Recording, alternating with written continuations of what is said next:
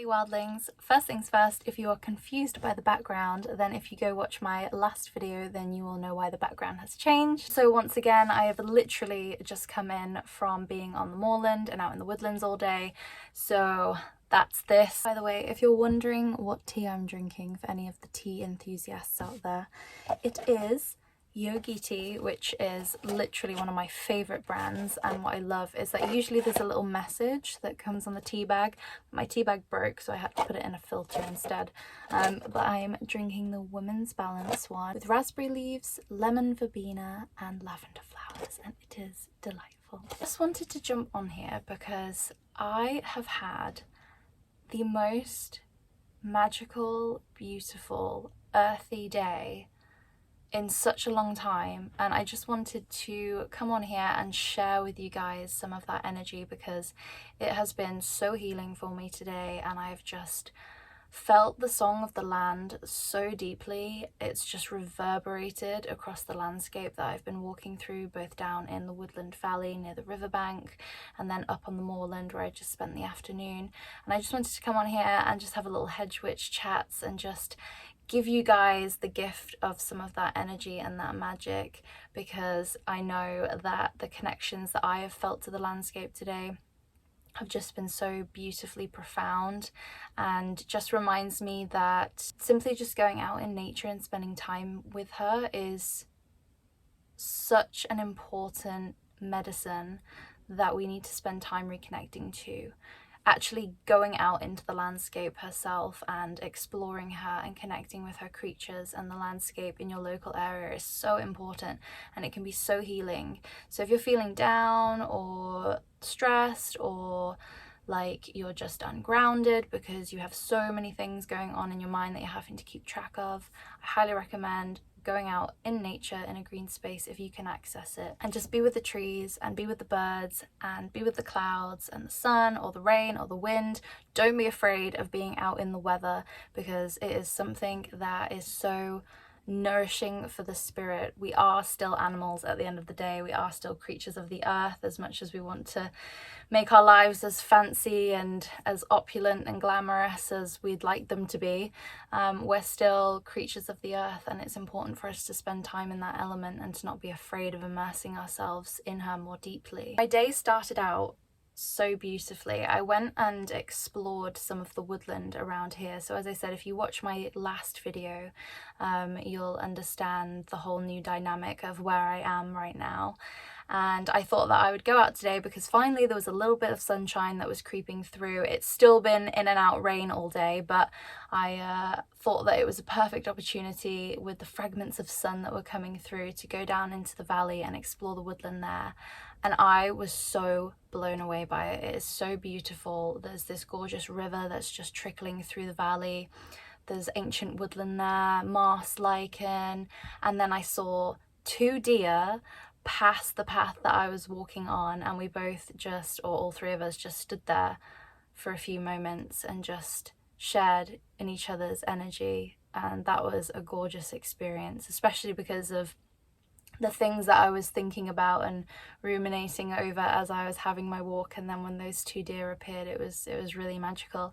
And then as they appeared, buzzards overhead started calling. There's 2 resident buzzards that I keep seeing flying across the hillsides down in the valley, because I can see down into the valley here from the caravan. And yeah, there are 2 resident buzzards that I see most mornings. But it was just really beautiful how, as I bumped into these deer, because I was walking really quietly through the woodlands because I was just really taking in my time. I was just soaking in all of the energy, the song of the land as I call it, because it was just so deeply moving down there. Sometimes you just go into spaces in nature and it feels alive, it feels like it's singing, whereas other places feel so quiet, maybe because of the influence of man, or maybe it's a man-made environment. But there was something down there that definitely still had that song that was reverberating through it. So the buzzards were calling overhead, and then a butterfly, like, I mean, we are literally at the very beginning of spring here, so it's Good Friday when I'm recording this. So we've just had the spring equinox here in the UK. And I've seen 1 or 2 butterflies over the last few weeks, but it was the fact that all 3 of these animals just came through at the same time. So as the buzzards were calling, this butterfly, which was the first one that I had seen on the whole walk, just flew through the woodlands in all the little sunlit patches that were coming through the canopy. And it was just beautiful. It was just so gorgeous and just the medicine that I needed, and I just felt so immersed in that moment and just so a part of the heartbeat of the land, and it was just beautiful. Then after I went back and I had some lunch, the weather was still okay, so I decided to go up onto the moorland, which is the other side of where the caravan is, so I can walk to the moorland from here. And I came across a herd of wild ponies.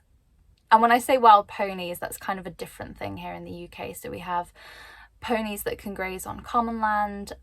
So they belong to someone, but they are allowed to graze and roam freely across the moorlands, which is a huge area of land. So they're not fully wild, but compared to owned horses, they are classed as wild horses here in the UK.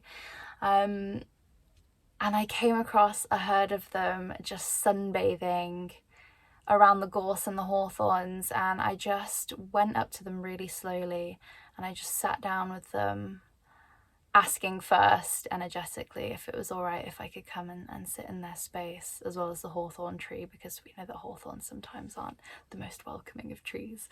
And I just sat there, and I've had some feelings recently of the goddess Rhiannon that has started to come through for me. I just posted a video on the medicine of the wild horse recently, and I didn't mention the goddess Rhiannon in that video. That was more about the medicine keys of how we can work with the spirit of the wild horse in our day-to-day practice.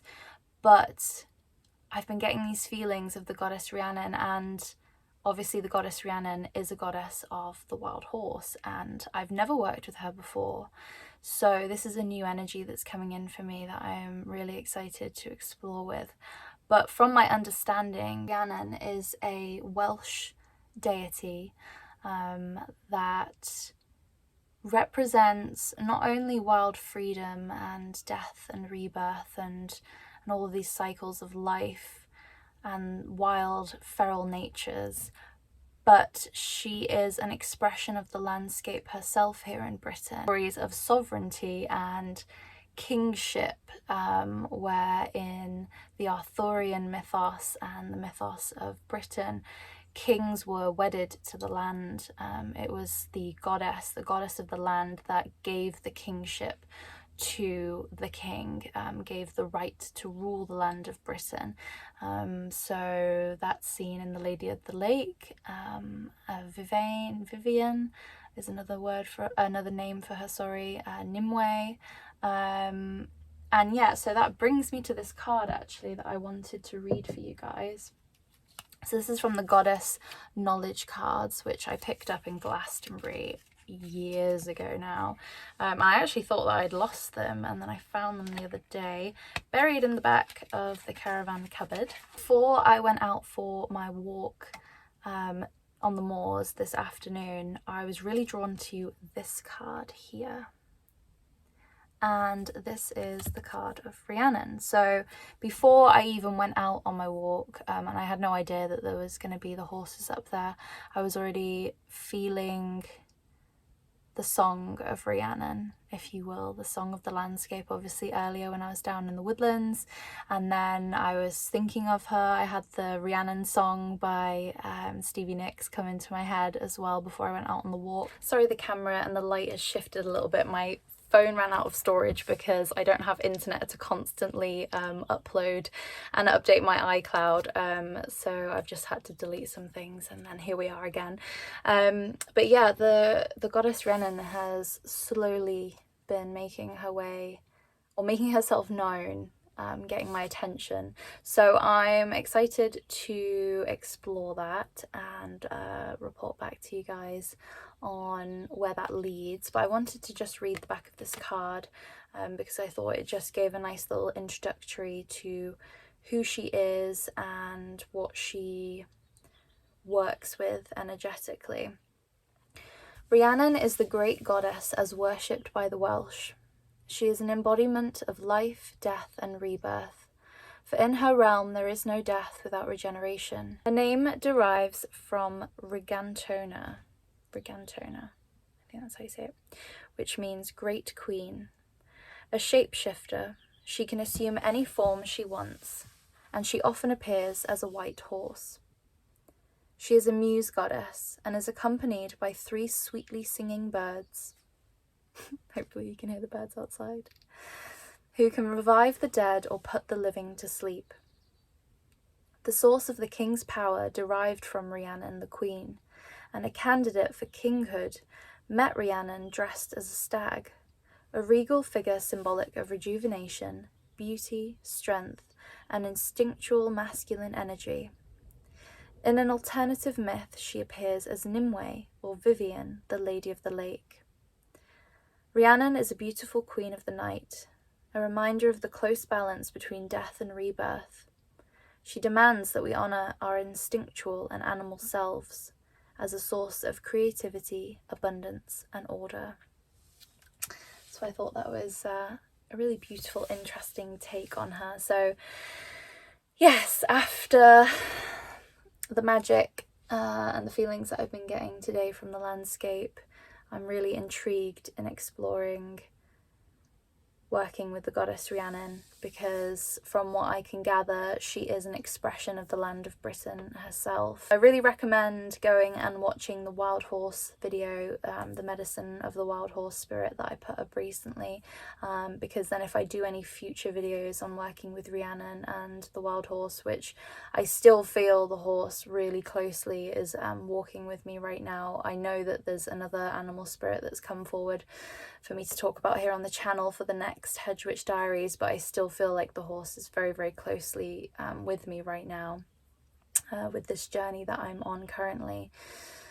So yeah, go watch that video, because then as I put up some ruminations and chit chats on working with Rhiannon moving forward, and I think I'll do some more on the wild horse and working with Rhiannon and the wild horse, if some interesting insights happen with that relationship there. I will share that with you guys on the channel.